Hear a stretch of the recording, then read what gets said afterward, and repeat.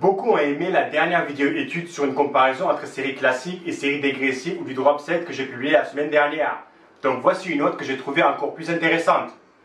Qu'est-ce qui est mieux pour construire plus de muscles, développer sa force et son endurance musculaire? Récupérer 1 ou 3 minutes entre chaque série? C'est ce qu'on va voir ensemble avec une étude publiée l'année dernière, juste après mon intro. Donc cette étude, ou plus précisément cette expérience, a été réalisée par les mêmes individus qui ont réalisé l'autre expérience que j'ai publiée il y a quelques jours. Et comme toutes les études de ce genre, il y a quelques petits problèmes. Mais vous allez voir que malgré ça, on va pouvoir tirer une conclusion qui va vous aider avec vos entraînements. Alors, comment ils ont réalisé cette expérience? Ils ont pris 21 individus entraînés qui étaient soit dans le groupe 1 minute, soit dans le groupe 3 minutes, pendant 8 semaines. 3 séances de full body par semaine et chaque séance était composée de 7 exercices, 3 séries de 8 à 12 répétitions. Des tests ont été effectués avant et après les 8 semaines. Test de max sur un squat et développé couché, l'endurance musculaire max de répétitions avec 50% de NRM sur le développé couché et on mesurait l'épaisseur du biceps, triceps et les quadriceps pour déterminer l'hypertrophie.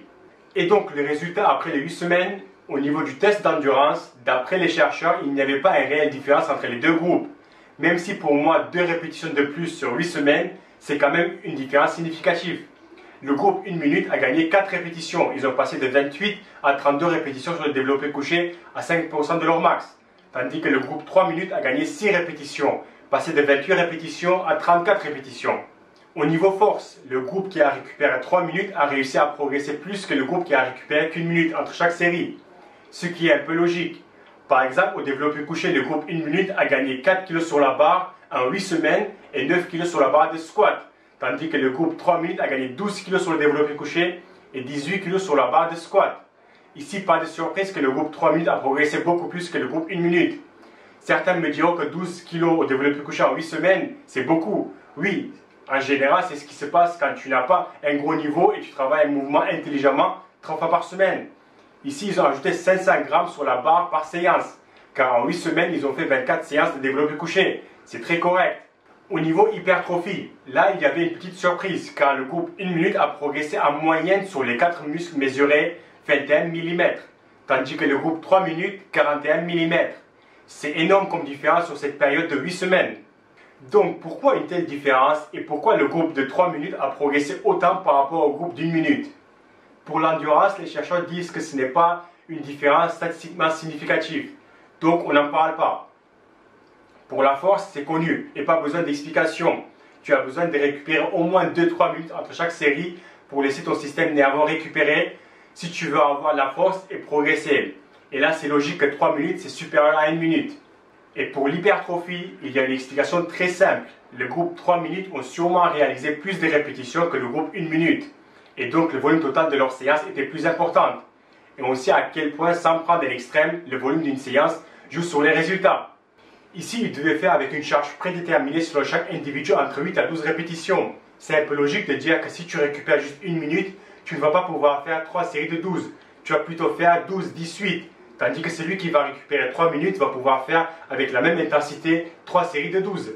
Si on prend le développé couché par exemple, 3 séries par séance, 3 fois par semaine et donc 24 séries sur les 8 semaines. Si à chaque séance tu fais 12-18 et l'autre fait 3 fois 12, c'est qu'à la fin des 8 semaines, le groupe 3 minutes a fait 6 répétitions de plus par séance.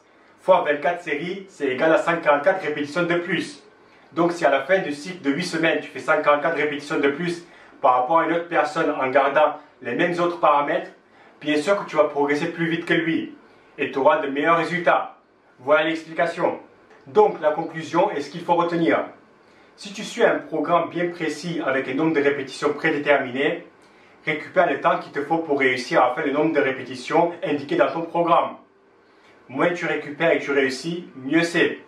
Si moi avec 80% de mon max, j'arrive à faire un 5x5 en 15 minutes et toi il te faut 20 minutes, je suis plus fort que toi.